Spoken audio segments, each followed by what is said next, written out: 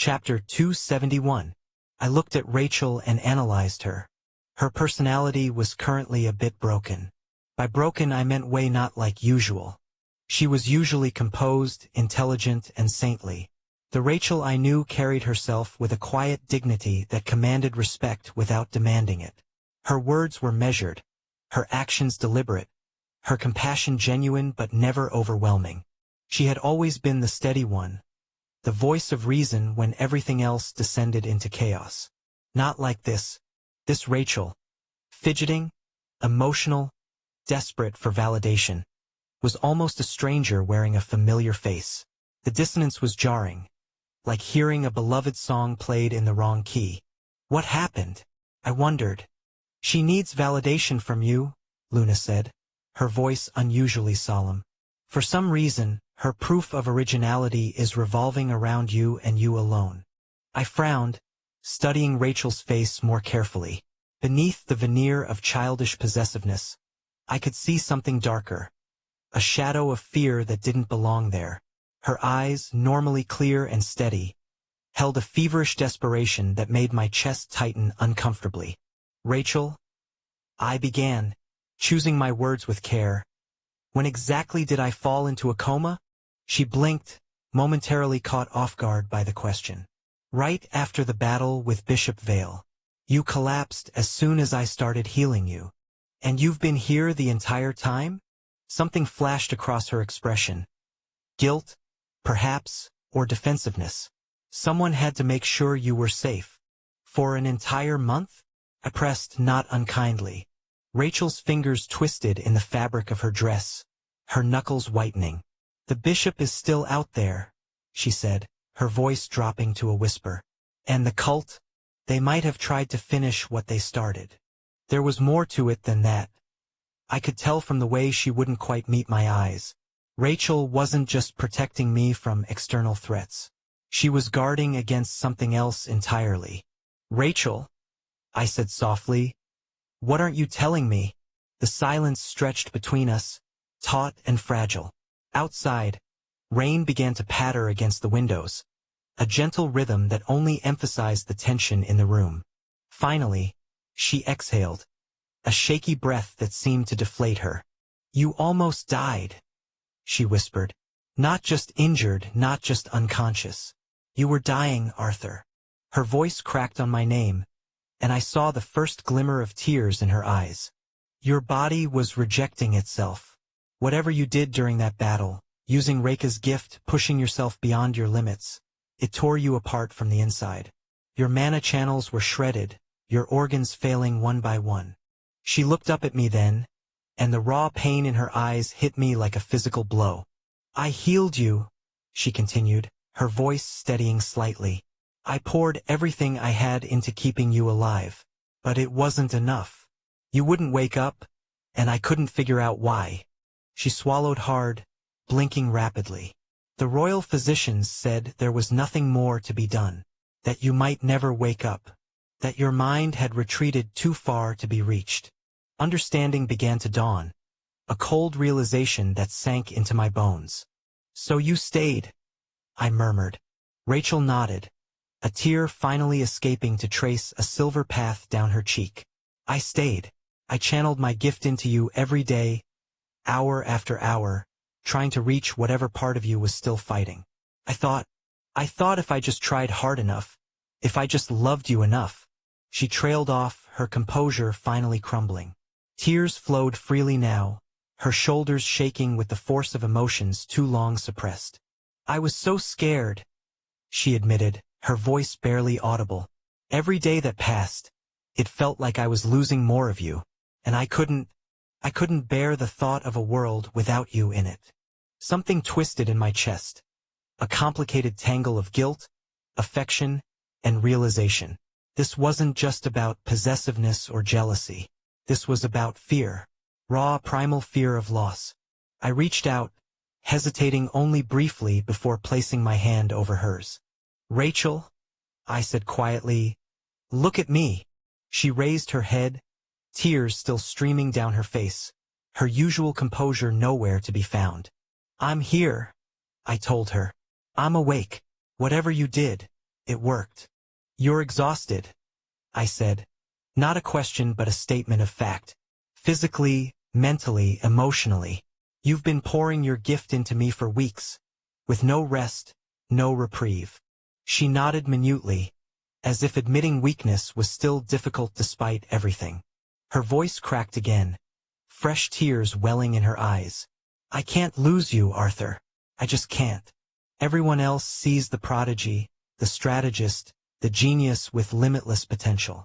But I see you, and the thought of a world without you in it it's unbearable. Something shifted inside me then, a quiet realization that had perhaps been there all along, waiting to be acknowledged. I reached out, gently taking her face in my hands, my thumbs brushing away her tears. Rachel, I said softly, I'm not going anywhere. Her breath hitched, hope and disbelief warring in her expression. I can't promise I won't get hurt again, I continued, holding her gaze steadily. I can't promise that everything will be safe or easy, but I can promise you this. I want you in my life, not just as a healer, not just as a friend, as someone essential to me. I could feel Luna's surprise rippling through our connection, but I ignored it, focusing solely on the woman before me. I've been a fool, I admitted. So focused on the big picture, on strategies and plans and long-term goals, that I never properly acknowledged what was right in front of me. What you mean to me? Rachel went very still, her tears suddenly frozen on her cheeks. What are you saying? She whispered. I'm saying that I care for you, Rachel, deeply.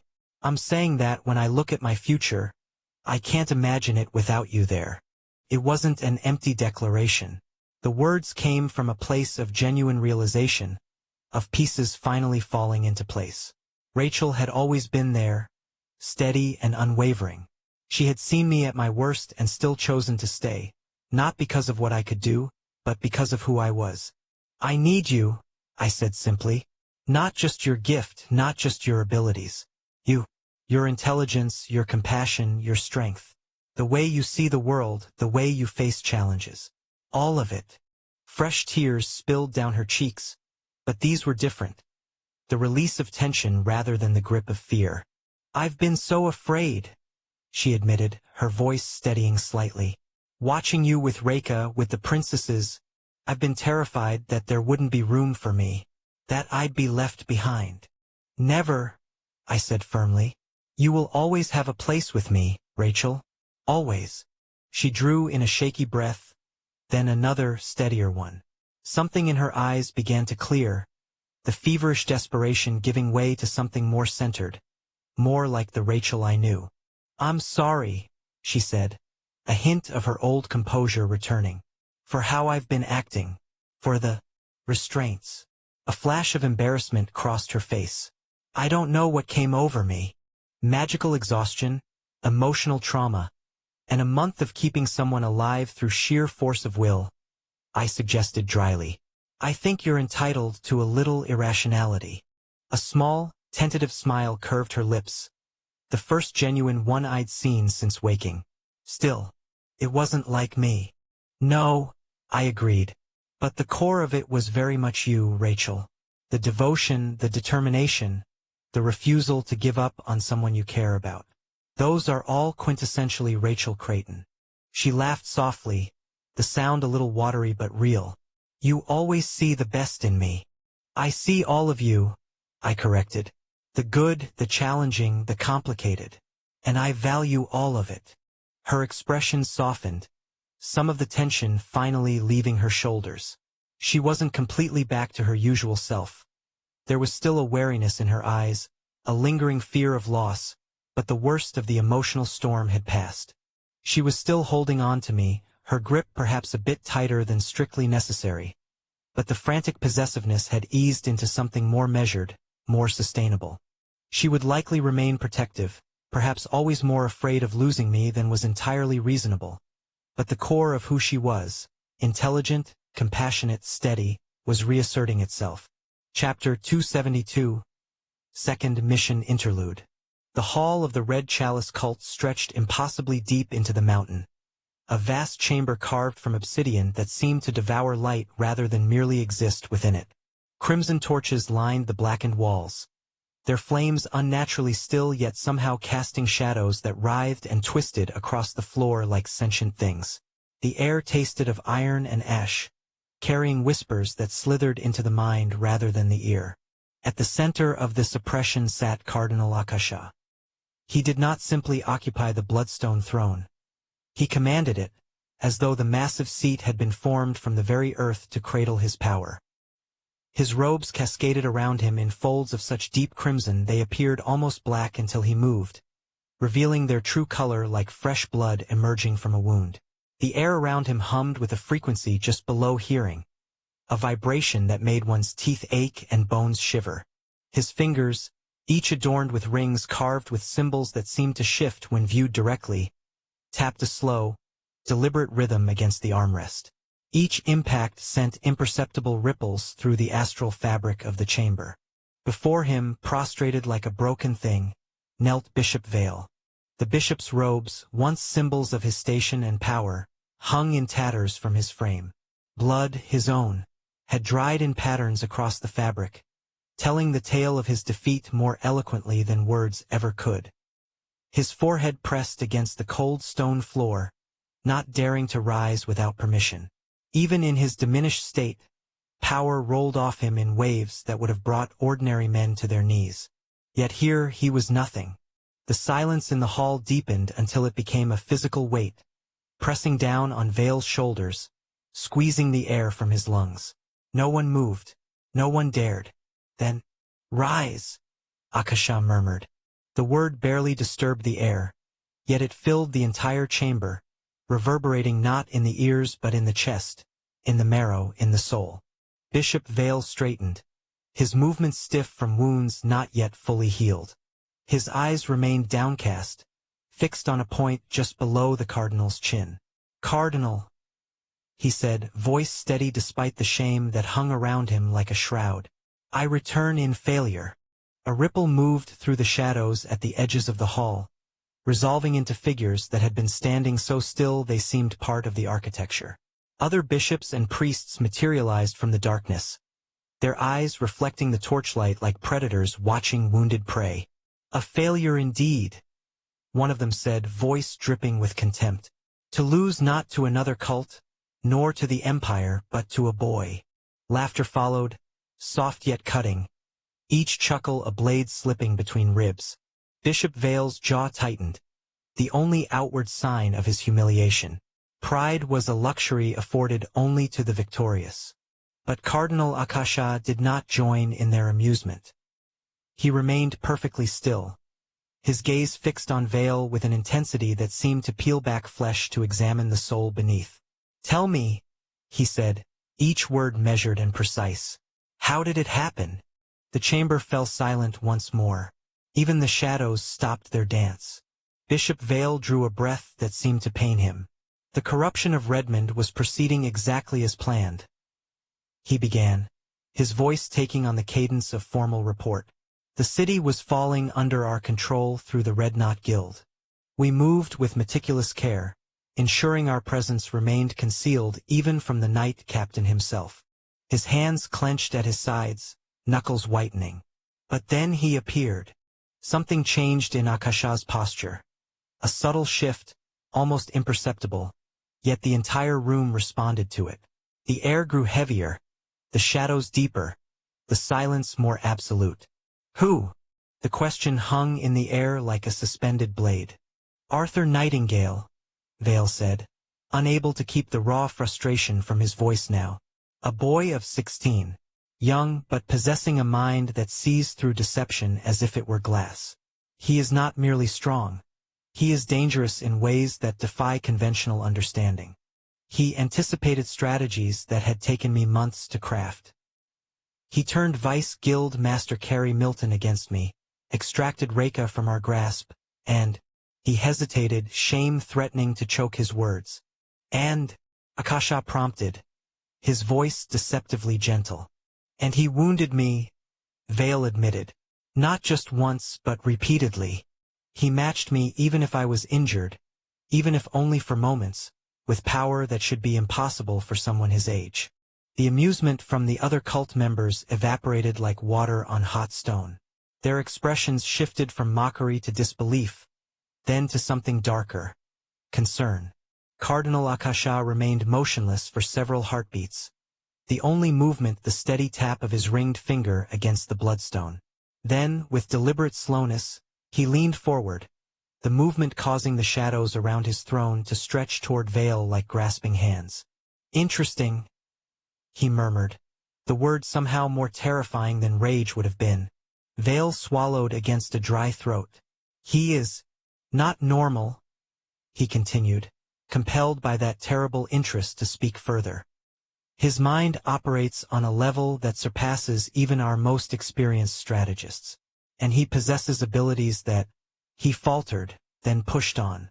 "That should be beyond the reach of any mortal his age." A bishop with hollow cheeks and eyes like burning coals stepped from the shadows, his disbelief evident. "You ask us to believe you were outmaneuvered by a child?" Another figure emerged, this one's face half hidden behind a mask of crimson porcelain. "Perhaps the esteemed bishop simply wishes to elevate his opponent," the figure suggested, venom dripping from every syllable. "After all, how shameful to be defeated by a mere boy. How much more palatable if that boy were something extraordinary." Murmurs of agreement rippled through the hall, but died quickly as Akasha raised a single finger. The cardinal's lips curved into what might have been a smile on another face. On his, it was an expression that promised blood and screams. "You believe," he said, each word falling into the silence like a stone into still water, "that this Arthur Nightingale represents a genuine threat to our designs?" Vale met Akasha's gaze directly for the first time, his resolve hardening despite the risk. "Yes, Cardinal," he answered with absolute certainty. "I do." Akasha exhaled slowly, the sound like wind through a burial chamber. He leaned back, seeming to sink deeper into his throne as he contemplated Vale's words. The shadows danced around him, agitated by unseen currents. "A child," he mused, his voice taking on a strange, almost wistful quality.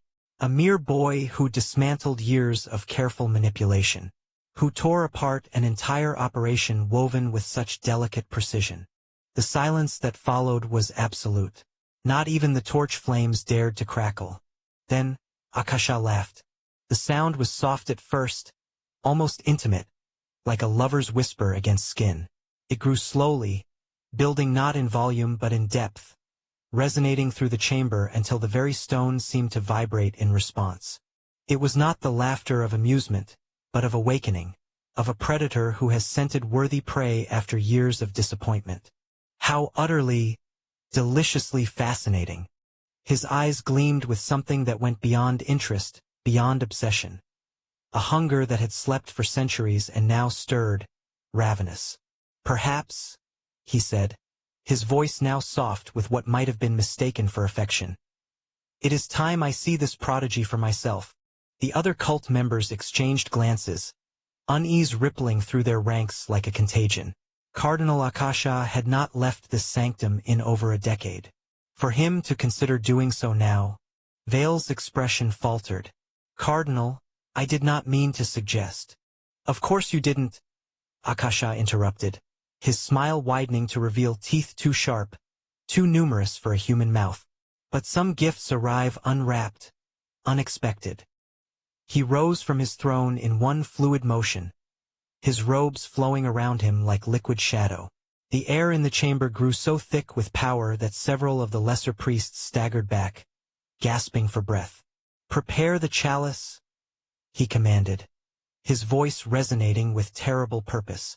"I wish to see this Arthur Nightingale." The cult members bowed their heads in unison, not daring to question. In the flickering crimson light, Cardinal Akasha's shadow stretched across the obsidian floor, not in the shape of a man, but of something much older, much vaster, with too many limbs and a crown of horns that scraped the ceiling. His laughter still hung in the air, a promise of blood to come. Chapter 273. After finally escaping Rachel's iron grip, both metaphorically and literally, I was able to meet my family. As much as I wanted to be annoyed at her for keeping me locked in the Creighton estate for a month, she had at least allowed them to visit while I was in a coma. So, small victories, I supposed. The moment I stepped into the sitting room, my mother was on me. "Arthur." She moved fast. Faster than I thought a woman in heels should be able to, and wrapped me in a hug that was only slightly suffocating. Her warmth was familiar, grounding, but also held that distinct motherly pressure that warned me she would be scolding me later. Behind her, my father stood with his arms crossed, giving me the look.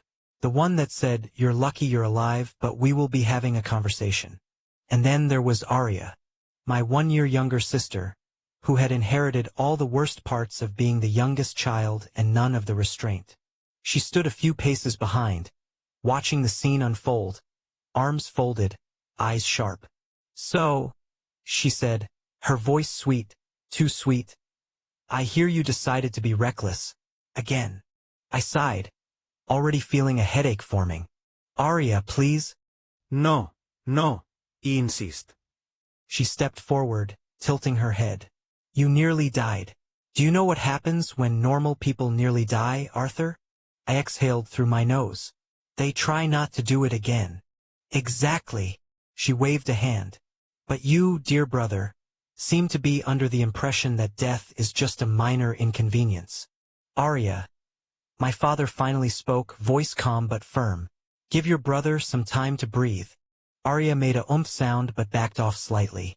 Meanwhile, my mother was still gripping my arms like she was checking for structural damage. "Are you eating properly?" she asked. "You look thinner." "I was in a coma." "Yes, and yet I know Rachel has a personal chef. Did they not make sure you were properly fed with nutrient infusions?" "Honestly, I should have supervised." I sighed. This was going to take a while. I talked to them, carefully weaving a version of the truth that wouldn't send my mother into another spiral of, "Why does my son keep fighting people who can kill him?" According to my account, I had been unfortunately caught in the middle of a Redmond incident involving a cultist bishop. A terribly inconvenient and mildly traumatic experience, of course. Nothing to worry about. My mother, to no one's surprise, worried anyway. "I can't believe it," she said, pressing a hand to her chest like I just admitted to something truly scandalous. "A silver-ranked guild, corrupted, and you had to fight a bishop?" "Technically," I said, choosing my words carefully, "I didn't go looking for a fight." "And yet," Arya cut in, folding her arms, "a fight somehow found you." I resisted the urge to sigh. Well, she wasn't wrong. Of course, the real truth was that if Carrie hadn't worn the bishop down, I wouldn't even be standing here right now. Even after pushing myself to the absolute limit, I had still barely managed to tip the scales. Eventually, after a long series of reassurances, careful dodging of certain details, and the occasional knowing glare from my father, I managed to finally calm them down. Then, I escaped back to my room. Rachel wasn't here, thank the stars, so I could actually think. I collapsed onto the bed, stretching out my limbs, staring at the ceiling. My body still ached, a dull, lingering exhaustion settling deep into my bones, but my mind was far too alive to sleep, because, for all the things that had gone wrong, something had changed. I was close to reaching low integration rank. And, more importantly, I had 2 gifts, same as Jack and Lucifer. That fact alone sent a strange thrill through me. Soul resonance, a soul aspect gift, the only one in existence. I frowned, tapping my fingers against the mattress. "Luna." "Yeah, it's weird," she agreed without hesitation. Soul aspect gifts weren't supposed to manifest the way mind and body aspect gifts did. They weren't direct, weren't something tangible you could just use. They were more of a balancing force between the two, which made the fact that I had one utterly ridiculous. And yet, it was powerful. The first ability allowed me to copy someone's attributes or powers, so long as they were physically close to me. The second ability let me store one of those copies for later, like a single-use ability waiting to be deployed. The first ability was already broken. With Luna's soul always near me, I could activate kilinification at will, tapping into her overwhelming power whenever I needed it. That alone gave me a massive boost in strength. And I could still keep an extra copy of something else on standby. The only drawback was that I couldn't use two different abilities at once. Not yet, anyway. Maybe that would change when I surpassed the wall and hit Ascendant rank. For now, though, I exhaled, closing my eyes. I had failed to expose the Red Chalice cult. They were still out there, hidden, waiting. But I had saved Reika. And, whether she fully accepted it yet or not, she was now a part of Ouroboros. Just as I was beginning to finally rest, my door swung open. I sighed. "Rachel, please." Then I actually looked, and immediately sat up straight. King Alastor. I was suddenly, deeply awake. "Your Majesty," I said, bowing instinctively as I took in the fierce look in his eyes. Alastor Creighton wasn't just any ruler. He was a radiant rank powerhouse, a living legend, and a man who carried himself with the kind of authority that made the very air tense in his presence. And right now he looked furious. "Arthur Nightingale," he said, his voice like a sharpened blade. "I entrusted you with my daughter's future. I trained you. I gave you the Archlich's skull. All so you could free Rachel from the fate of being shackled to the so-called hero when she did not want to be." I swallowed. "Yes. But..." His shoulders twitched. A muscle in his jaw ticked. I had exactly 1 second to react before his aura surged and, "How dare you take my daughter, you bastard!" I flinched, barely resisting the urge to throw myself off the bed. You... Alastor pointed an accusatory finger at me, looking like he was seconds away from setting the entire estate on fire. "Because of you, my SINTLY. Innocent daughter used the 7-circle mage I stationed at Mythos Academy just to dance with you." I opened my mouth, closed it, tried very hard to figure out which part of that sentence I was supposed to respond to. But he wasn't done. And then, Alastor actually looked pained as he continued. "She brought you back here, and proceeded to sleep next to you every night, while cuffing you." His eye twitched. "Stop putting your kinks on my pure daughter." I choked. I raised my hands in surrender. "Excuse me, sir. It is not my fault." King Alastor was breathing fire. Not literally, though given his mana rank, I wouldn't have been surprised if he could. His presence filled the room, pressing down on me like a force of nature. His sheer disbelief and paternal outrage radiating off him like an active battlefield. Meanwhile, I sat there on the bed, hands still raised, desperately trying to figure out how my life had reached this point. "Your Majesty," I started carefully, choosing my words with the same delicacy one would use when handling a live grenade. I swear, this is not what it looks like." Alastor let out a slow, measured breath. Then he exploded again. "Not what it looks like?" The entire room shook.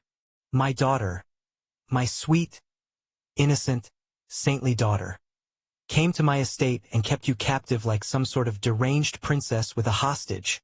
And you're telling me it's not what it looks like?" "That's exactly what I'm saying. You were cuffed to her bed for a month. I didn't ask for that. She refused to let the other girls visit you. I didn't know that either." Alastor pinched the bridge of his nose, taking a slow, suffering breath, as if he were trying to hold on to the last shreds of his sanity. "This," he said through gritted teeth, "is precisely what I feared when I sent her to that academy. Again, Your Majesty, I had zero part in this. I was unconscious." He leveled a stare at me that made me reconsider all my life choices. "So," he said slowly, "you mean to tell me that my devoted, reserved, angelic daughter just so happened to wake up one morning and spontaneously decided to keep you imprisoned here for a month? And that this had nothing to do with you?" I opened my mouth, closed it, considered my odds of survival if I answered incorrectly. "Yes." Alastor dragged a hand down his face, exhaling like a man who had seen too much. Then, as if the universe itself was conspiring against me, the door creaked open, and Rachel peeked in. "Arthur," she sang, completely ignoring her father's looming fury. "Do you want to have dinner together?" Alastor turned to look at her. then turned back to look at me, then turned back to look at her. His eye twitched so hard I thought he might ascend to another plane of rage entirely. Rachel! Rachel blinked up at him innocently, clasping her hands behind her back. Yes, father? Explain. Rachel tilted her head. Explain what? Alastair slowly turned to me. I will kill you. Chapter 274. Sorry about my father. Rachel sighed as we sat down for dinner together. It was just the two of us in one of the many, many dining halls in the Creighton estate. Because, of course, they had so many that using a different one every night for a month would still leave some untouched. Don't worry about it, I said, offering her a small smile as I picked up my utensils. Are you feeling better? Yeah, she murmured, placing a hand over her chest, fingers curling slightly against the fabric. After the ball at Mythos Academy, I got really scared, and that just exacerbated things. My feelings for you became, dangerous, both for me and you. Her voice trailed off, her face turning a light shade of red as she scratched her cheek, but the smile on her lips was soft, almost bashful. I watched her for a moment before responding. Rachel, you don't have to worry, I said, setting my utensils down. I know you're not like that. Rachel shifted slightly, then very quietly, just above a whisper, she muttered, well, not entirely. My eyes narrowed. What do you mean by that? I asked. She refused to meet my gaze. Her cheeks turned an even deeper red, her fingers drumming against the table. Then, after a moment of clear internal struggle, she looked up and blurted out, will you be imprisoned by me for the fall break? I blinked, and again, tilted my head. Then, very deliberately, I took a bite of my food. I'm sorry, I said with a pleasant smile. I seem to have misheard you. Rachel, instead of showing the appropriate level of shame, grabbed my arm. I'm serious, she said, her grip firm, her eyes completely unrepentant. It was so much fun. Internally, I groaned. How the hell did Rachel turn into Cecilia all of a sudden? No, I said flatly, shaking my head. Rachel pouted. But, thankfully, she let go of my arm and returned to eating, though I could feel her sulking. I sighed. Something told me this wasn't the last time I was going to have this conversation. Wow, your harem is becoming more dangerous. Luna mused in my mind, her voice dripping with amusement. At this rate, they'll have you in an actual cage soon. God! Shut up. I shuddered at the thought. The very unfortunate fan art came to mind. The one where Lucifer had been drawn locked in a golden cage, imprisoned by Cecilia. His expression a perfect mix of irritation and resignation. The readers of Saga of the Divine Swordsman had turned that into a running joke. And now here I was living it. She seems less obsessed now, though, Luna continued, ever the analyst. I think you need to show her just how bad it is to be cuffed. I blinked. What? Well, Luna said, as if explaining something completely obvious. She thinks it's nice because she's never thought about how you felt, so you should cuff her and let her experience it. I frowned. That actually makes sense. But are you tricking me? Why would I? She said, completely deadpan. After all, have I ever guided you wrong? I paused, because, annoyingly, she hadn't. For all her sarcasm and endless commentary, Luna had never once led me astray. Fine. I made up my mind. Rachel and I finished our meal, and as she reached for her wine glass, twirling her hair absent-mindedly, I spoke. Rachel, come to my bedroom. Rachel froze. Then, slowly, she turned to look at me. Already? She stammered, her voice suddenly an octave higher. Her fingers tightened around her glass, her golden hair slipping through them. I wasn't ready.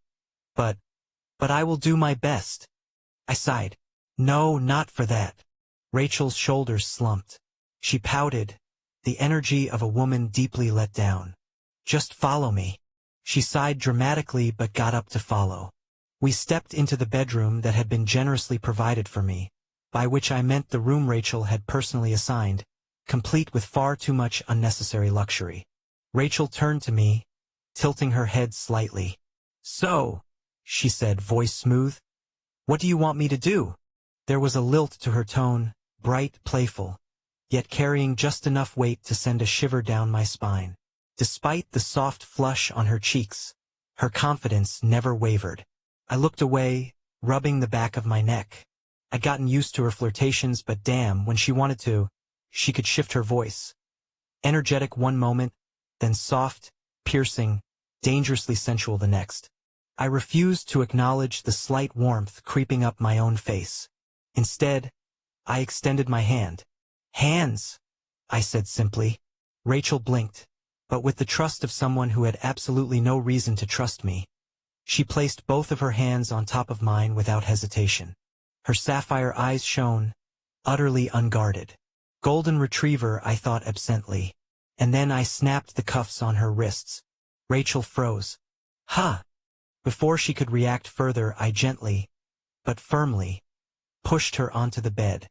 Her eyes widened. Then, "Oh," she hummed, her expression shifting dangerously fast. "Do you like it like this?" I immediately regretted my life choices. "I heard some guys." "No." I cut her off before she could continue that sentence, my brow twitching violently. "Absolutely not." Rachel pouted. I took a deep breath, pinching the bridge of my nose before regaining my composure. "You kept cuffing me without realizing how annoying it was," I said, folding my arms. "Now it's your turn. You get to experience exactly what it felt like for me." Rachel blinked. Then, to my complete surprise, she nodded. "Oh," she said thoughtfully, "that makes sense." I narrowed my eyes. That had been way too easy. "Did you think I was going to resist?" Rachel asked, smiling up at me.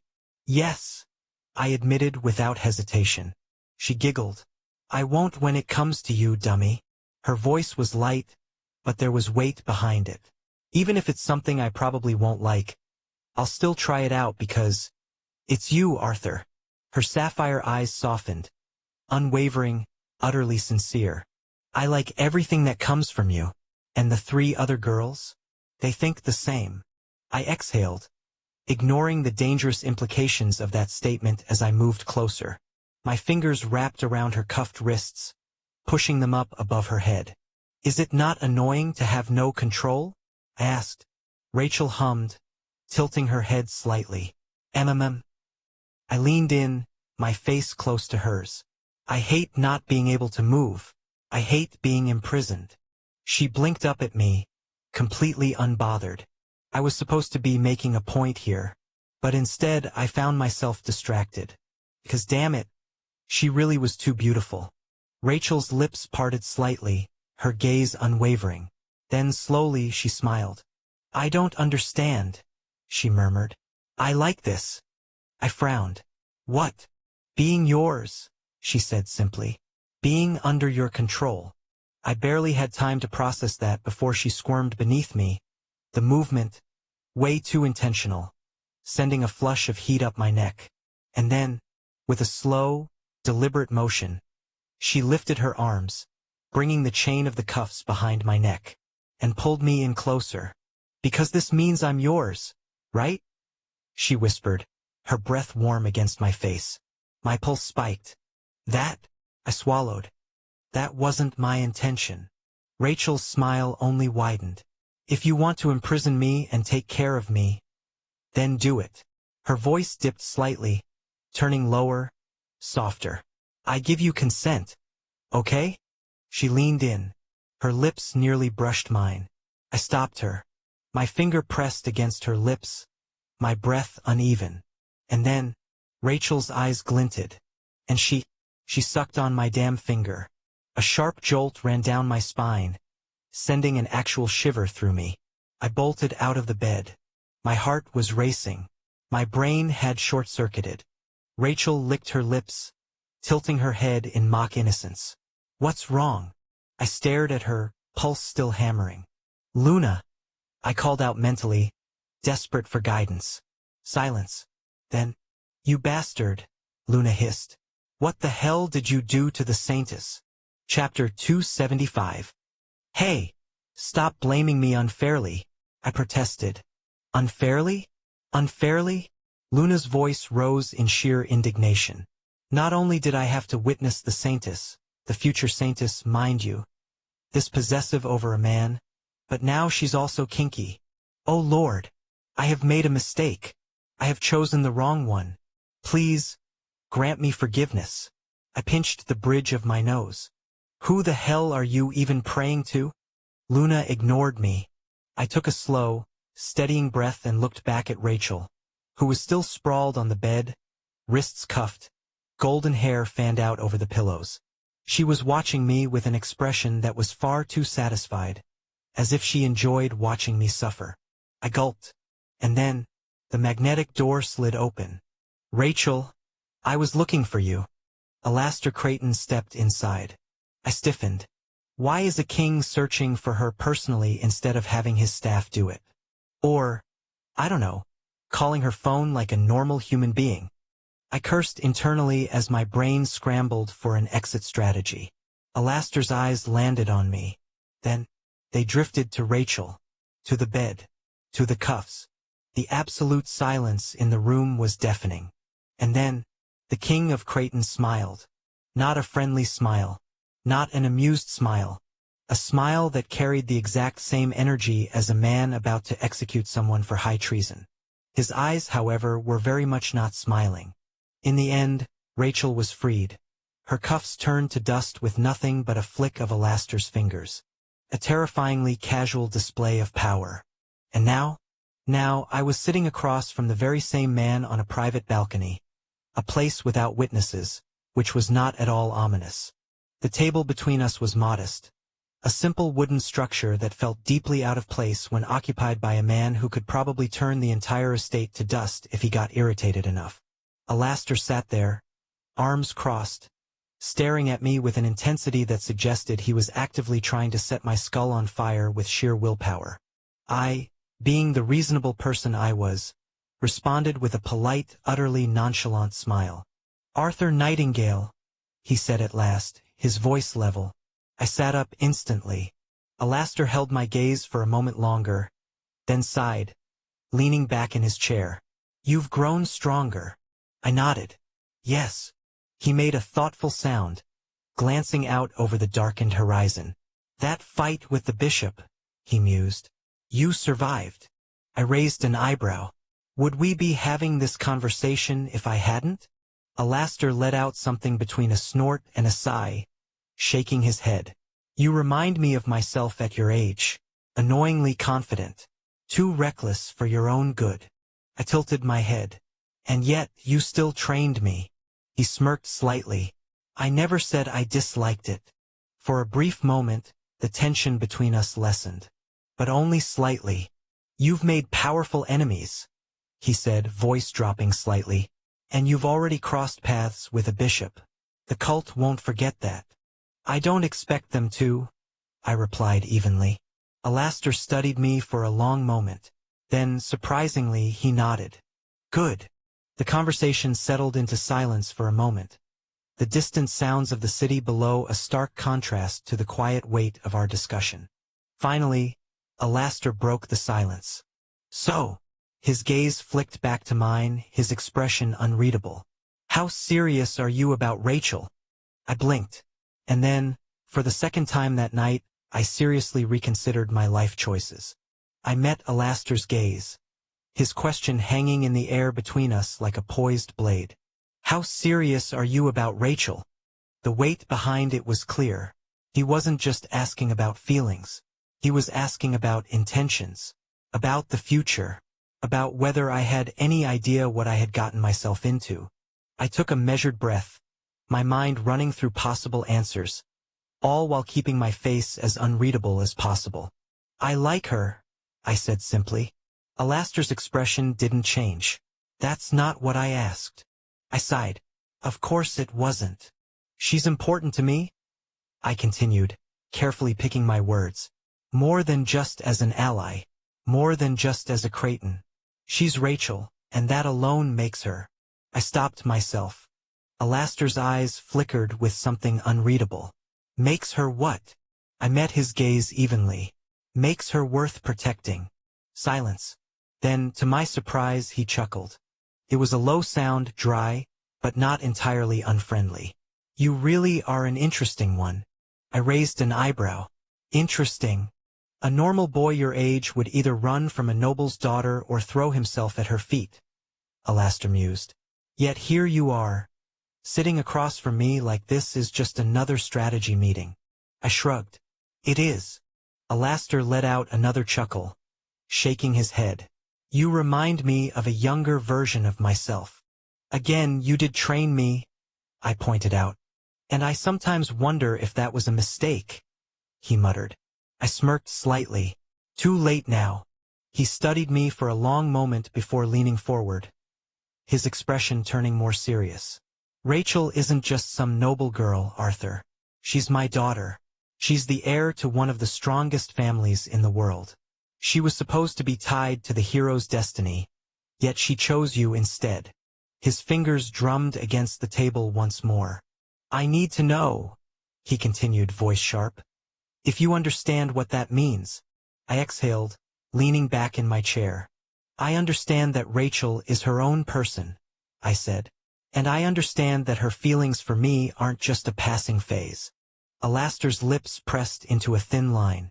But I also understand, I added, that this isn't something you can control. You may be her father, and you may be king, but Rachel made her choice. His eyes darkened slightly. And if I don't approve? I held his gaze. Then I suppose we'll have a problem. For a second, the tension crackled again, a sharp contrast to the calm night air. Then, Alastair laughed. It was short, almost incredulous, but genuine. Rachel was right about you, he said, shaking his head. You really don't fear anything, do you? I smiled, though I made sure it didn't look too smug. Fear is useful, but not when it stops you from standing your ground. Alastair's smirk lingered for a moment before he exhaled, leaning back. Very well, he said. But if you ever break her heart. I won't, I interrupted. He paused, studied me, then nodded. Good. But you have to be careful, Alastair said, his voice carrying that far too knowing weight that only came with age and experience. After all, 3 other girls are madly in love with you as well. And you want all 4 of them, don't you? I met his gaze without hesitation. Yes. He raised an eyebrow. You didn't even try to hide it. There was no point in hiding it, I shrugged. Alastair let out a short, dry laugh, shaking his head. Well, I won't grill you on how you plan to achieve that. I'm too old for teenage love dramas. I almost sighed in relief. Almost. Then, my concern now is the Inter-Academy Festival, Alastair continued, leaning forward slightly. You'll be facing Lucifer again. A beat of silence. Then, calmly, he asked, can you win? I pursed my lips. A month ago, the answer would have been no. I wouldn't have admitted it out loud. But the truth was, the odds had been stacked against me. Lucifer wasn't just the strongest at Mythos Academy. He was fated for greatness. The protagonist. A walking storm, a force that seemed inevitable. And yet, I nodded. Alastair's eyes narrowed slightly. You think you can win? Yes. Before, my chances had been incredibly low. But not anymore. Because I had soul resonance. Because I had lucent harmony. Because I had Erebus, Godflash, Deep Dark, and Pure Light. I had reached a point where I could no longer be dismissed as just another opponent. I wouldn't lose. Alastair studied me for a long moment, as if trying to see past the confidence, trying to decide if I believed what I was saying or if I was just another arrogant boy who didn't know what he was up against. Then, finally, he smirked. Looks like you're going to shock the world once more, he said. He leaned back, watching me with something almost like amusement. I'll be watching. Chapter 276. With my coma behind me and fall break officially started, it was time to get back to work. Of course, before that, I had a slightly more pressing matter to handle, namely the 3 other girls who had been blocked from seeing me while I was unconscious. By Rachel. For an entire month. I was now sitting at a lounge in Creighton Estate, surrounded by 4 very different, but equally dangerous, women. Rachel, of course, sat beside me, looking smug and unapologetic. Cecilia, on the other hand, sat directly across from her, arms folded, her golden curls shining under the soft lighting. Her usual teasing smirk was absent. Instead, she radiated the kind of calm that only came before a storm. "So," Cecilia drawled, tilting her head, her piercing gaze locked onto Rachel. "You kidnapped my darling Arthur for an entire month." Rachel sipped her tea, utterly unbothered. "I nursed him back to health." "You imprisoned him." Rachel shrugged. "Semantics." Cecilia exhaled slowly, gripping her teacup with far more force than necessary. "Do you have any idea how close I was to declaring war? I nearly choked on my own drink." "What?" Cecilia turned to me with a sigh, waving a delicate hand. "Well, obviously I wouldn't have actually started a war, but I did consider it." I blinked. "That doesn't make it better." Serafina, who had been silent up until now, took a slow sip of her tea before speaking. "I wouldn't have gone that far," she said in her usual quiet tone. "But I was considering a more subtle retaliation. That didn't sound comforting at all." Rachel sighed dramatically. "Come on, it wasn't that bad." "Rachel," Rose finally spoke up, giving her a disapproving look, "you literally kept him cuffed." "Only sometimes. For a month." "Fine," Rachel muttered, looking away. "Maybe a little bad." "A little?" Serafina repeated, her brow twitching ever so slightly. I pinched the bridge of my nose. "Let's move on." Cecilia let out an exaggerated sigh, finally turning her full attention to me. "Well, now that you're finally free," she shot Rachel a pointed look, "are you at least feeling better?" I nodded. "Yeah. Stronger, too." Serafina's gaze softened slightly as she set her cup down. "It's been a while since we last spoke properly," she murmured. I turned to her, meeting her ice-blue eyes. "Yeah," I admitted. "It has." A moment of quiet passed between us. Serafina wasn't the type to voice her emotions outright, but there was a lot unsaid in the way she looked at me. The last time we had truly spoken, things had been left unsteady. I sighed. "Serafina, You don't need to say it," she interrupted gently. "I understand." But she still smiled, and for Serafina that was enough. Cecilia clapped her hands together. "Good. Now that we've all made up, let's talk about something important. How exactly are we getting back at Rachel for this?" Rachel groaned. "Oh, come on. I honestly think that if something bad happened to you, a world war would break out." Luna mused in my mind. I ignored her. "Anyway, Arthur," Rose said, smoothly tuning out the ongoing bickering between Rachel and Cecilia. "How did you end up in a coma to begin with?" I told them everything. The corruption of the Red Knot Guild, the infiltration of the cult, my battle against a bishop, and, of course, Reka Solien. Serafina cut in immediately. "Reka!" A crack rang through the air. We all turned just in time to see Cecilia setting down a teacup, or what was left of it. A fracture ran clean through the ceramic, a small piece chipping off. Cecilia, however, didn't look the least bit bothered. "Oh, sorry," she said, voice light, turning to Rachel. "My bad." Rachel, who had definitely noticed, merely sipped her tea. "It's all right." Cecilia gave a small smile, but her next words were drenched in pure, weaponized irritation.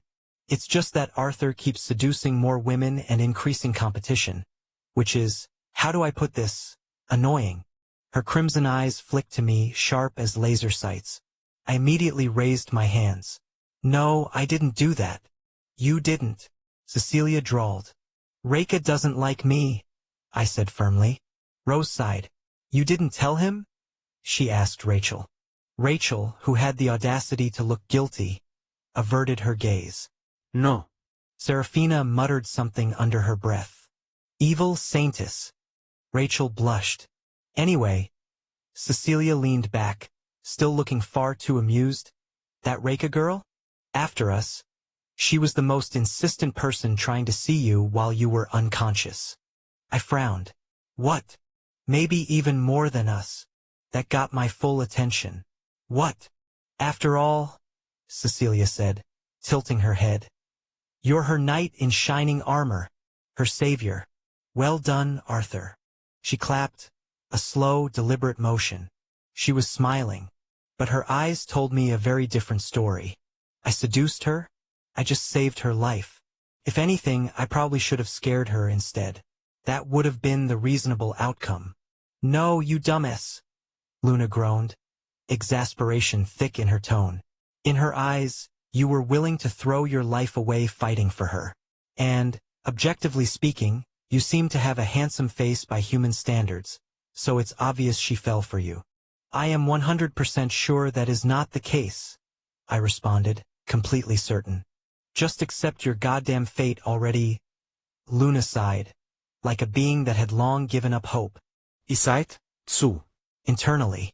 At least I wasn't alone in my suffering. Across the table, Rose placed a firm hand over mine. Her brown eyes filled with the rare, sincere kind of concern. No more, Arthur. I blinked. What? No more? She repeated, tightening her grip. You're already surrounded by these three. Rachel, Cecilia, and Serafina all turned to her with identical expressions of pure indignation. Rose ignored them. And if you get any more possessive girls like them, you will not survive. I thought about denying it. Then I thought about the past 24 hours. Then I decided that Rose had a very valid point. Anyway, Cecilia coughed, sitting up a little straighter. I do have one important question. I already didn't like where this was going. Do you like being cuffed? I closed my eyes, breathed in, breathed out, opened them, closed them again, then finally exhaled through my nose. All four of them were staring at me expectantly. Even Rachel, who I had specifically told that I hated being cuffed, looked like she was hoping for a different answer. No, Cecilia and Rachel actually sulked. Meanwhile, Serafina, who had been completely neutral in this conversation so far, subtly moved her fingers. A soft, crystalline glint flickered between them. I chose, for the sake of my sanity, to pretend I didn't see it. I didn't see that, I told myself firmly, and for the preservation of my already fragile peace of mind, I would continue to not see it. The conversation, much to my dismay, did not move on from my apparent dislike of being restrained. Are you sure you don't like it? Cecilia pressed, twirling a lock of golden hair between her fingers. Positive. Not even a little? Rachel added, leaning forward slightly, her sapphire eyes gleaming with interest. Absolutely not. So if we tied you up and... Rachel? Rose cut in, rubbing her temple. Please stop. Fine Rachel laughed, pouting. But I still think he might change his mind someday. I gave her a flat look. Don't hold your breath. Serafina, for her part, had remained quiet, though she looked suspiciously pleased with herself. Which, given her usual composure, was honestly more concerning than if she had joined in. I was about to change the subject entirely when the magnetic doors to the lounge slid open with a soft hiss. A man in deep navy robes stepped inside, his posture formal but tense. Rachel turned her head. What is it? The mage bowed slightly. Apologies for the interruption, Lady Creighton, but someone important has just arrived at the estate. Rachel raised an eyebrow. How important? The mage hesitated for a fraction of a second, long enough that even I felt the shift in atmosphere. The Martial King has requested an audience with Arthur Nightingale, he said at last. Silence. Absolute, utter silence. Then, who? I asked, blinking. The mage's expression didn't change. The Martial King. Rank 1 in the world. A slow, creeping realization set in. Cecilia lowered her teacup. Serafina's fingers stilled. Rose straightened. Rachel, to her credit, maintained a relatively composed expression, except for the slight widening of her eyes. He wants to meet Arthur? She clarified. The mage nodded. Yes, my lady. He specifically requested Arthur Nightingale. For pairs of eyes turned to me. I stared back, my brain still processing the fact that the strongest individual on the entire planet was apparently in this very estate, and, for some reason, had specifically requested to meet me. This was going to be interesting. Chapter 277. Who was the martial king? Magnus strejkar. A man born in the northern continent, the sole mid-radiant ranker in the world. A rank above all others, standing alone at the absolute peak of human power. He had forged his own grade 6 sword art, carving a path that no one else had walked in his generation. The man who had saved the western continent in the past. A legend. Rank 1. And he was here at the Creighton estate. To meet me. Alastair Creighton wasn't present to greet him. Neither was Rachel's older sister. That left Rachel to handle the formalities, accompanied by Kalon, the estate's strongest mage, a high immortal rank powerhouse, and the official security measure for anyone who dared step onto Creighton territory. And, of course, there was me. And the 3 other girls who were definitely not going to let me face the most powerful man in the world alone. We stepped into the elevator. The ride down heavy with tension none of us wanted to acknowledge. Finally, the doors slid open. And there he was. A man stood in the grand reception hall, hands casually tucked into his pockets, posture relaxed, almost bored. Dark green hair, matching eyes, a presence that was both unassuming and utterly commanding. His aura wasn't suffocating. It wasn't even imposing. It was something worse. It was contained. We could all tell. The sheer, incomparable power humming beneath the surface, the kind that didn't need to be flaunted. The kind that could be unleashed at any given moment with terrifying precision. Rachel stepped forward first, her voice steady. "Greetings, Martial King." She bowed and we all followed suit. "I, Rachel Creighton, second princess of the Creighton family, welcome you to our estate." Magnus glanced at her, eyes flickering with the briefest spark of recognition. "You've grown," he noted. Then slowly his gaze moved. Over Cecilia, over Serafina, over Rose, over Kalon. Finally his eyes settled on me. And then, he smiled. A small, almost amused curl of his lips. "I am here to greet just one man," he said, voice calm yet carrying weight. "Arthur Nightingale." Rachel didn't even hesitate. "May I ask why?" For the first time, the Martial King looked genuinely taken aback. Then he laughed. A short, quiet chuckle, as if the answer should have been obvious. "I wanted to meet the greatest genius of this generation," he said simply. "And perhaps, even train him myself." Silence. "Train me?" I echoed. He nodded. "After all," he said, his tone utterly casual, "who wouldn't want to play a role in the making of the next paragon of humanity?" Magnus Dracar was not a man who wasted time. Within minutes of his arrival, we were in a private room, just the 2 of us. No guards. No servalens. No unnecessary formalities. Just me and the strongest man in the world. He leaned against the window, arms crossed, his dark green eyes watching me with something close to amusement. "You're not nervous," he noted. I met his gaze evenly. "Should I be?" His smirk widened slightly. "Most would be. I'm not most people." Magnus huckled. "No. "You certainly aren't." He pushed off the window and walked forward, each step deliberate, carrying a weight that I could feel, even if he wasn't exerting his full presence. "I didn't come here on a whim, Arthur," he said, voice calm. "You've made waves. Big ones. And if what I've heard is true, then you're more than just talented, you're dangerous." I didn't respond, because he was right. Magnus studied me for a long moment before nodding to himself. "I will train you." I blinked.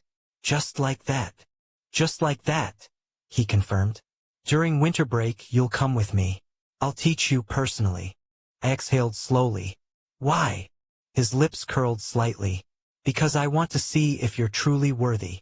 Something in his tone sent a thrill through me. Worthy. Not just to be trained. Not just to be acknowledged. "If you prove yourself," Magnus continued, "you can become my disciple." I felt my heartbeat quicken. This wasn't just training. This was a chance to learn under the strongest human alive. A man who had no equals. A man who had reached the absolute peak and kept climbing. An opportunity that no one had ever been given before. I didn't hesitate. I accept. Magnus' smirk returned. Good. Then, his expression darkened, just slightly. But understand this, he said. If you accept, there's no turning back. My training isn't kind. It isn't fair. And if you think you've pushed yourself before, his eyes gleamed. You haven't even begun. I clenched my fists. I know. Magnus watched me for a beat longer. Then, he laughed. All right then, Arthur Nightingale, he said, stepping back. Let's see if you have what it takes to reach the top.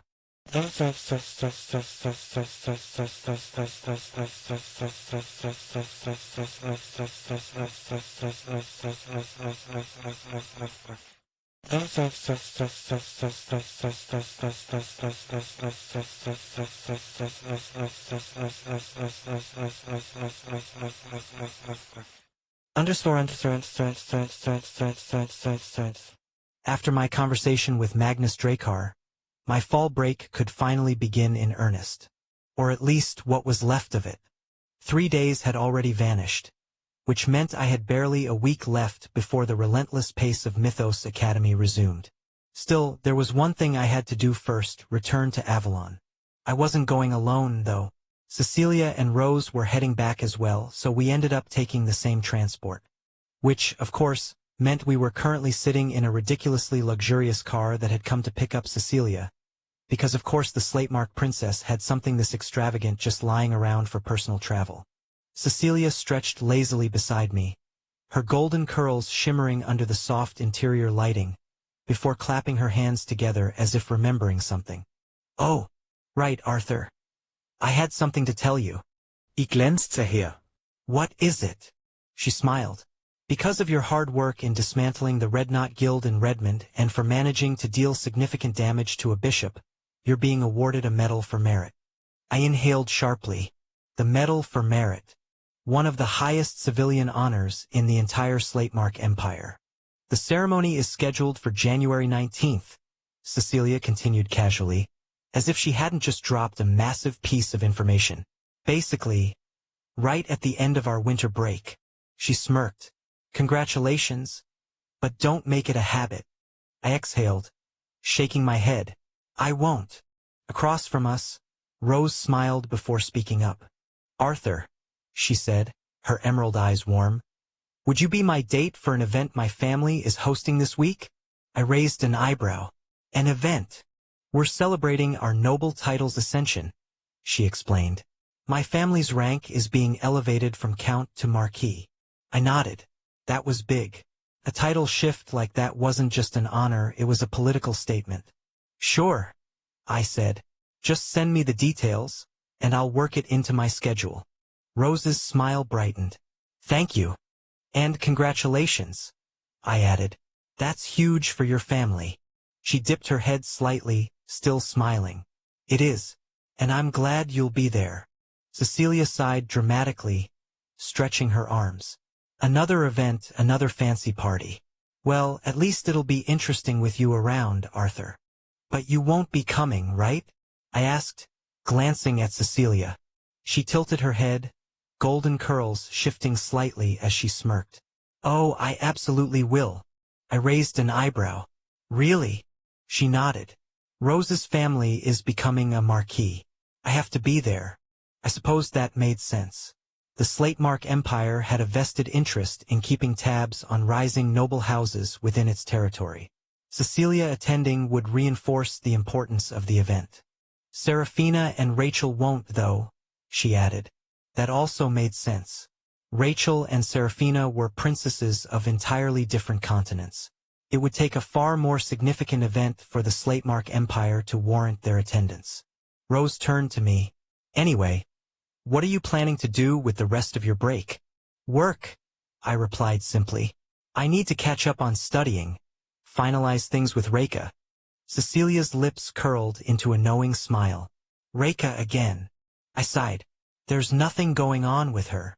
Cecilia's crimson eyes drilled into me, utterly unconvinced.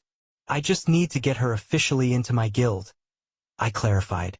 Callie told me she tried handling it, but apparently, Reika insisted on talking to me personally before joining. Rose, who had been quiet up until now, casually leaned back in her seat. Pretty sus. I blinked. Rose too. Rose shrugged, sipping her drink. I'm just saying girls don't usually hesitate this much over a simple guild decision. Sounds like she wants to discuss something else with you. Asterisk. I exhaled through my nose. You're both reading too much into this, I muttered. Cecilia simply smirked. We'll see. Chapter 278. I was finally home. Not that it felt like I'd been away for long.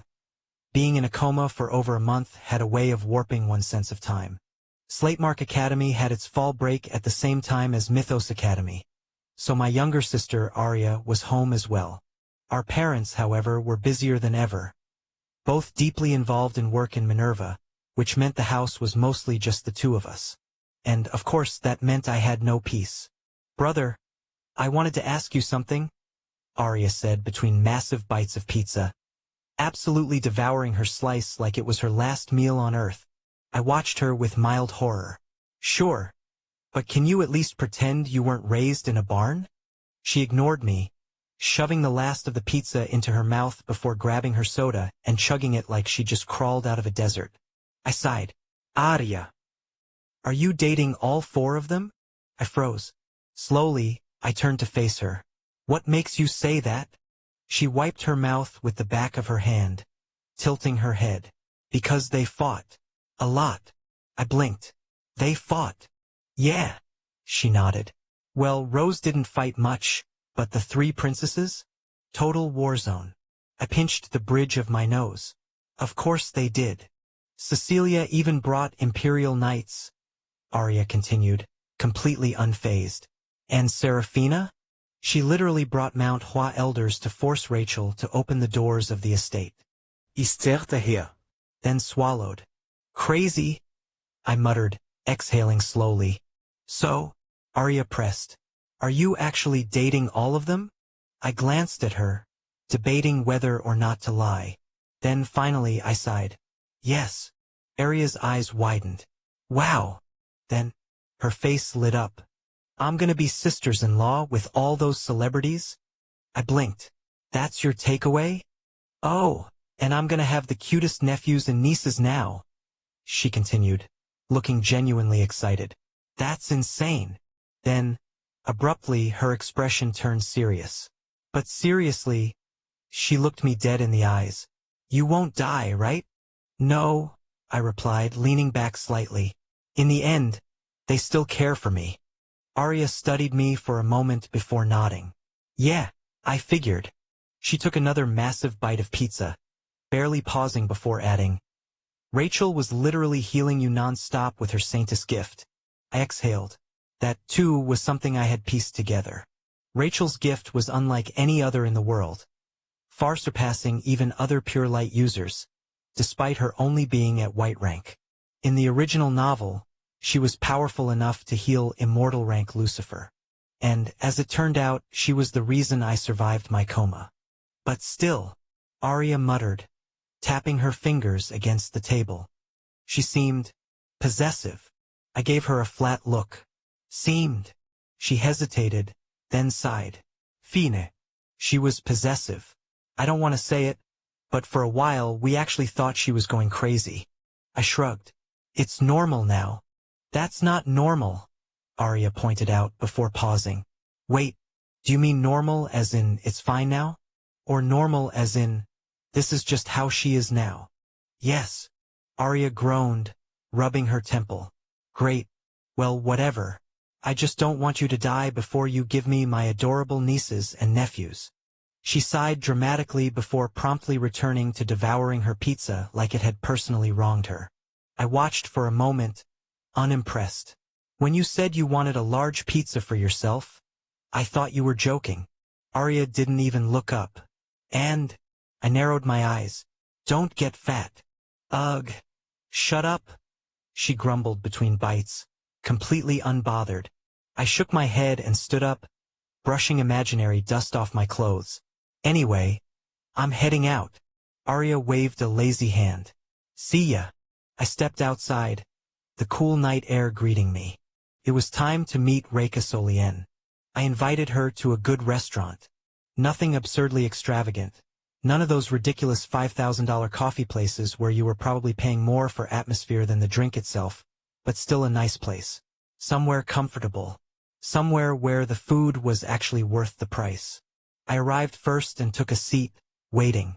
It didn't take long before Rekha arrived. "Hey!" she greeted, slipping into the chair opposite me. She looked nervous.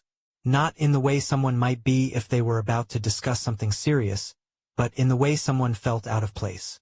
Her hands twitched slightly as she adjusted herself, eyes darting to the elegant setting before resting on the table. I wasn't surprised. Her family wasn't exactly well off. "Don't worry," I said easily, leaning back. "I'll cover it." Rekha exhaled slightly, nodding. "Thanks." We made small talk for a bit. Basic things, nothing too serious, but I wasn't here to waste time. "So," I said, cutting straight to the point, "why do you not want to sign with us?" Rekha hesitated for a moment before meeting my gaze. "I wanted to see you," she admitted. I raised an eyebrow. "Why?" Her violet eyes held something I couldn't quite read. "I'm willing to join Ouroboros," she said, voice steady. "But I want to work for you directly." I studied her for a moment. "Is that your decision?" She nodded. "Okay." She blinked. "That's it." I reached into my jacket and pulled out a sleek, high-tech ID card, sliding it across the table. "This is your 5-star adventurer license," I said casually. Rekha picked it up, eyes widening slightly. "Already? You can reach white rank when using your gift, right?" I asked. She nodded slowly. "Then you qualify for it," I said. "And I'll be giving you some potions to fix your body further. That way, your base level can reach silver rank without over-relying on your gift." Rekha tightened her grip on the ID. Then softly, she said, "Thank you." Before I could respond, our food arrived. She hesitated for a moment before picking up her utensils, glancing at me. I gestured for her to eat, and she did, though I could tell she was still thinking about something. It didn't take long before she finally spoke up again. "Why did you save me?" I took a bite, chewing thoughtfully before answering. "Because I saw myself in you." She froze slightly, her fork pausing just above her plate. I exhaled slowly, setting my own utensils down. "I know what it's like," I continued, "to be powerless, to have no say in your own life, to be treated like nothing more than a tool, a weapon meant for someone else's gain." Her grip on her fork tightened. I leaned forward slightly. "I promise to help you get your revenge. And I don't break my promises." Rekha's expression shifted. Something sharp flickered in her eyes. Something buried deep. She swallowed, lowering her gaze slightly. "You really mean that?" I nodded. "I do." She exhaled shakily, before managing a small, almost uncertain smile. "Then I'll hold you to it." "It's a deal," I said, extending my hand. Rekha hesitated, her violet eyes flickering with something unreadable. Then, finally, she pursed her lips and shook my hand. "They're officially part of Ouroboros." But we both knew that was just the first step. "I'll need protection, won't I?" she asked after a pause. "And your family?" I nodded. "Living in Avalon is already a strong layer of defense. But it's not enough. You'll need to transfer out of Mavern Academy." Her brow furrowed slightly. "Transfer where?" "Slate Mark Academy." Her lips parted slightly, as if the idea hadn't even crossed her mind. "In Avalon they won't dare touch you," I continued. "Of course, I'll have additional security measures in place just in case, but Slatemark Academy is safer than anywhere else for now." Rekha exhaled, nodding slightly. "Thank you." "But," she hesitated, frowning. "How would I even transfer there?" I arched an eyebrow. "You have a gift, Rekha. That alone gives you enough credibility to apply. But not yet. Wait until winter break." She blinked. "Why wait?" "Because by then," I said, my voice steady, You need to reach base silver rank. That way, with your gift, you'll be able to reach integration rank when needed. It'll cement your position at Slatemark Academy. No one will question your place there. She swallowed. And until then? You won't be attending Mavern Academy anymore, I said simply. You'll be doing your classes in the Tower of Magic instead. Safer, more controlled. Less room for unexpected problems. Reika's fingers curled slightly against the table. It was a lot to take in. But she wasn't protesting. She was considering it. And that was enough. Chapter 279. I'll do as you say, Reika said, her voice steady. I only wish to serve you. I blinked. That is a weird goal. Scratching my cheek, I watched as she simply smiled, tilting her head slightly. I don't believe so. Regardless, if that means joining Ouroboros, I shall do so. Great, I said, clapping my hands together. Glad we're on the same page. She nodded, still watching me with an expression that was far too composed. Anyway, I continued, leaning forward slightly. I have some information for you. Reika's brow furrowed slightly. Information. I nodded. As you know, the cult isn't just some scattered organization. It's an empire in the shadows, deeply rooted and incredibly powerful. But not all of it is after you. Her fingers twitched slightly against the table. So who is? Your project, I met her gaze, was under the jurisdiction of one of their cardinals, Cardinal Akasha. Her lips parted slightly as she echoed the name. Cardinal Akasha. In terms of raw strength, he isn't particularly remarkable among the cardinals, I continued. But he is ambitious. And right now, he's way too strong for the current you to even imagine winning against. Reika clenched her fists, her violet eyes flashing with something cold. I understand.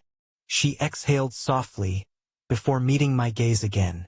I'll do my best to become strong enough. I smiled. Good. We finished our meal, and if Reika's expression was anything to go by, she'd really enjoyed it.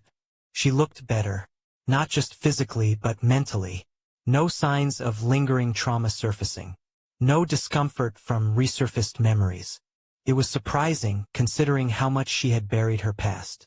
I studied her for a moment, thoughtful. She should have struggled more with this. It's because of you, Luna piped up in my mind. I promptly ignored her. Instead, I leaned back slightly and said, Let's go to Ouroboros, shall we? Reika nodded, setting down her utensils and standing with me. The ride to the guild wasn't long, and when we arrived, the sight that greeted us was one I still wasn't fully used to. The building we had acquired for Ouroboros had undergone a complete transformation, thanks to the sheer effort put in by Elias and Callie. What had once been a barely passable base for a fledgling bronze-rank guild was now a proper headquarters, sleek, fortified, and fitted with the best technology we could get our hands on. And it wasn't just the infrastructure that had improved. We had people now. A lot more than before. Ouroboros was growing. Reika followed me inside, glancing around with subtle curiosity. This was the first time she was really stepping into what would be her new home. Callie was waiting for us, leaning against the main desk with her arms crossed, her dark gaze settling on Reika the second we entered. So, she said, lips curling slightly, she finally shows up. Reika stiffened slightly but held her ground. I wanted to speak to Arthur first. Callie tilted her head, amused. And? Did he pass your test? Reika hesitated. Something like that.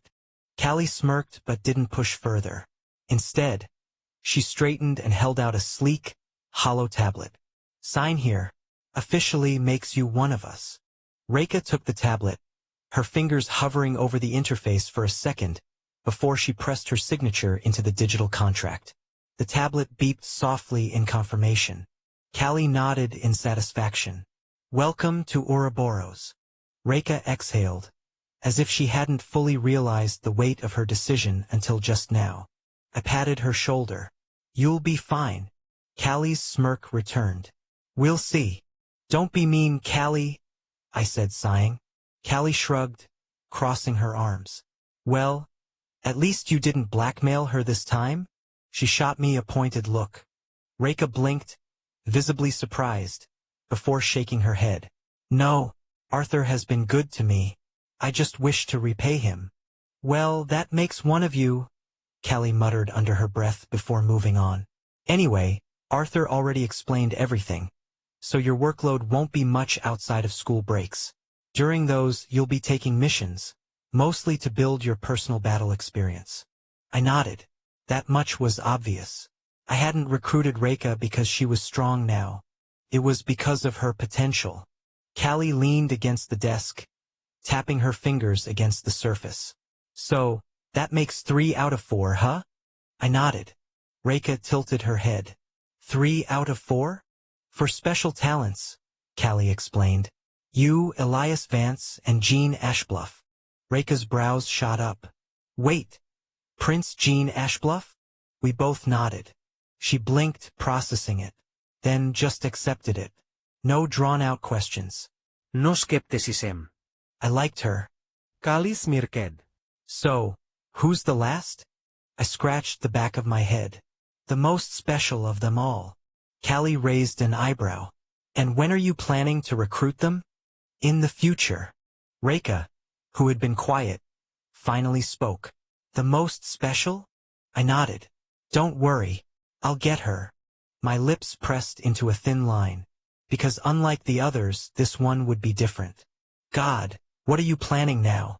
Callie groaned, sinking back into her chair. I'm telling you right now, don't involve me. I raised an eyebrow. You know I can't get her alone, right? She glared at me, unamused. May I ask who you're talking about? Reka asked, watching us both. I didn't answer immediately. Instead, I pulled out my phone. The silence stretched as I tapped a few buttons. Then, just as they were about to press me again, the door slid open. Elias stepped inside, hands in his pockets. You called? I nodded. Sit. He did, settling into the chair across from me as I reached for the console embedded in the table. A single press of a button activated the technological soundproof barrier, an invisible field humming to life around us. Secretive, huh? Callie mused. I nodded. This isn't something we can afford anyone else hearing. I leaned forward slightly, folding my hands together. Do you know about the first calamity, the heavenly demon? The reaction was immediate. Callie stiffened. Reka inhaled sharply. Elias's usual easygoing demeanor vanished, his expression hardening. Of course, they reacted that way. Everyone knew about him. The first calamity, the singular being who had brought the entire world to its knees. The unstoppable force that had shattered humanity's golden age, wiping out millions and requiring the combined might of every nation, every guild, and every legend just to contain him. And even then, he had not been defeated by war. He had only been slain by the first hero. Of course we know, Elias said, his voice quieter than usual. Who doesn't? Then you also know about the Order of the Fallen Flame, I continued. The remnants of the heavenly demon sect that rebranded themselves after their leader's fall. They all nodded. The Order of the Fallen Flame hadn't been idle. Their influence had resurged in recent years, and their most notable attack had been against the Tower of Magic itself. Well, I said, tapping the table, they're trying to revive him. Silence. A heavy, suffocating silence. Reka's fingers curled slightly. Elias narrowed his eyes. Callie's mouth opened slightly before closing again. Then finally she spoke. What? Revive the heavenly demon? Her voice wavered slightly, something I never heard from Callie. Arthur, you better be joking. No, actually, maybe it would be better if this was a joke. I wish I was joking. I sighed. But it's true. I didn't tell them how I knew. There are 2 major plans in motion right now, I continued. 2 ways they're trying to bring him back. Reka's voice was quiet. And what are you planning to do? I smiled. Steal one of them. Elias blinked. You want to steal a method for resurrecting the first calamity? Yes. Callie laughed, except there was no humor in it. You're actually insane. Maybe, I admitted. But after what they did in the summer? After trying to hurt me? I think it's time I returned the favor. I leaned back, my smirk fading slightly. That said, I continued. We're all still too weak. This isn't something I can rush. I'll proceed with this plan when Ouroboros reaches gold rank, and when I can beat a high ascendant ranker on my own. Their reactions varied. Callie rubbed her temples like she had a headache. Elias leaned back in his chair, considering. Reika simply sat there, fingers twitching slightly against the fabric of her sleeve. They knew it was crazy. They also knew I wasn't changing my mind. So what's the plan until then? Elias finally asked. I smiled. We get stronger. Chapter 280, Rose Springshaper. I studied my reflection as Mia, my maid, carefully applied makeup to my face. I'm surprised, Lady Rose, she remarked, her voice carrying a hint of amusement. You actually seem to be enjoying dressing up. I smiled slightly. It's not like I dislike it. Mia tilted her head. Funny. Weren't you the one who told me that since I wouldn't be at the academy with you, there was no point in bothering with makeup? I shrugged. Times change. Mia's eyes sparkled with knowing mischief. Oh, I see now. It's that boy, Arthur, right? I gave her a look. Mia, are we done?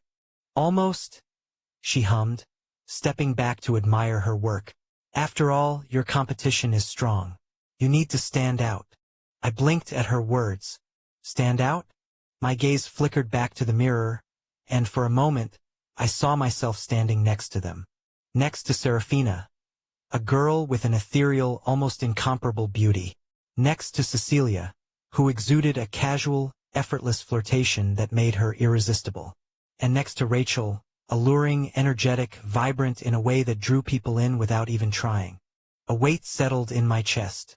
Physically, standing out against them was impossible. Mia caught my expression in the mirror and clicked her tongue. Don't be disheartened, my lady. I inhaled slowly. I'm not disheartened. My reflection stared back at me, composed, elegant. After all, I said, smoothing out my dress. Today is a celebration. Mia gave a satisfied nod as I stood, fully dressed and adorned. The diamond earrings and necklace gleamed under the soft lighting, perfectly complementing the pristine white dress that contrasted against my auburn hair and deep brown eyes. We're done, Mia said with a bright smile. I took a final glance at myself in the mirror before stepping forward, sliding open the door and stepping out into the hallway. A knight was already waiting. He gave a small bow. My lady, the Marquis is expecting you. I nodded and walked with him, my heels tapping softly against the polished floors. And then I saw him, my father. Marquis Everett Springshaper stood tall, his expression calm yet warm as his sharp eyes settled on me. His auburn hair was neatly combed back, his brown eyes mirroring my own. Perhaps I had been lucky not to inherit my mother's features. Rose, he greeted, a rare smile crossing his face. You look beautiful. He extended his hand. I took it. Together we began walking, our steps in sync as we made our way toward the grand hall. Is today also the day I finally meet this Arthur Nightingale? My father asked, his tone light but carrying a distinct weight of curiosity. I glanced up at him. Perhaps. His smile deepened slightly. I'm looking forward to it. After all. He tilted his head slightly, voice dropping into something more thoughtful. He is an exceptional young man, is he not? I exhaled. To a certain degree. But that was an understatement. Arthur was beyond exceptional. The towering entrance to the grand hall loomed before us, its massive doors gilded in intricate patterns of enchanted silver. As we approached, the doors swung open with smooth, mechanical precision, revealing the dazzling interior. A herald in immaculate white and gold attire stepped forward, his voice carrying across the hall. Presenting the Marquis of House Springshaper and his daughter, Lady Rose Springshaper. All eyes turned toward us as we entered, but mine sought out one in particular, and I found him immediately. Arthur stood near the center of the hall, dressed sharply, exuding an effortless confidence that made him stand out even in a room filled with royalty and nobility. His sharp, intelligent gaze flickered toward me, and for a brief second, I could see the moment he registered my presence. I smiled. Then, with a light wave, I greeted him. The moment we stepped fully into the hall, my father's presence commanded attention. Marquis Everett Springshaper was not a man easily ignored. His noble bearing, quiet confidence, and unwavering presence made him one of the most respected figures in the empire. And tonight, as the host of this event, he moved with the effortless grace of a man accustomed to power. The nobles flocked to him like moths to a flame. I stood by his side, offering practiced smiles and polite nods as a stream of guests approached. Marquis Springshaper, one of the high-ranking nobles, greeted with a deep bow. A most magnificent celebration. Your rise to Marquis is well-deserved. You honor me, my father responded smoothly, offering a firm handshake. But House Springshaper has only begun its ascent. I intend for us to prove our worth. A murmur of agreement passed through the surrounding nobles. From my periphery, I could see Arthur still watching, calm, composed, unreadable. I wondered what he was thinking. Then, another presence approached. A presence that instantly shifted the atmosphere. Marquis Springshaper, a melodic voice spoke. Your family's accomplishments are commendable. I turned to see Princess Cecilia Slatemark. Dressed in an elegant red and gold gown, she radiated a confident, teasing energy, her crimson eyes practically glowing under the hall's artificial lighting. It's good to see you, Cecilia, my father said, offering a respectful bow of his head. And I thank you for gracing this event with your presence. Oh, come now, Marquis, Cecilia smirked. As if I'd miss an event that Arthur was attending. Her gaze flickered toward Arthur for a brief moment before settling back on me. Congratulations on your family's ascension, Rose? I nodded. Thank you, Cecilia. Just then, the orchestra began to play a soft melody. The air shifted as the first dance of the evening approached. My father turned to me, his voice lowering slightly. It's time. I exhaled. I had expected this. My father had no desire to dance with me for the first waltz. No, he had already chosen who would be my partner for the opening dance. And there was only one person who made sense. I turned my gaze to Arthur. Arthur Nightingale, I said, my voice carrying across the small space between us. Would you grant me the honor of the first dance? Arthur blinked once before stepping forward, offering his hand to me with effortless grace. It would be my honor, he replied smoothly. I placed my hand in his, feeling the warmth of his touch as he led me toward the dance floor. The music swelled, and with the eyes of the entire noble society upon us, we danced. We had danced together many times before. We knew each other's rhythm, each other's pace. Our movements blended effortlessly, as natural as breathing, as fluid as thought. There was no hesitation, no misstep,